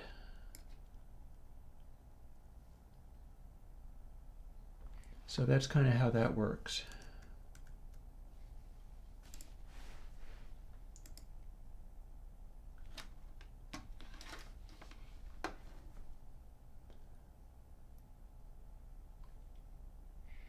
And you know what?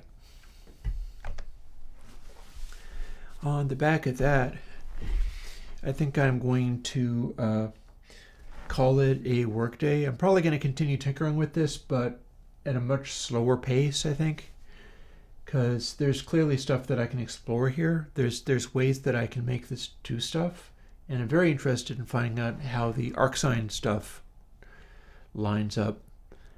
But for the time being, it is getting on close to 1, and I am tired and have coded for a couple of hours and tried to do things that I didn't quite know what was happening.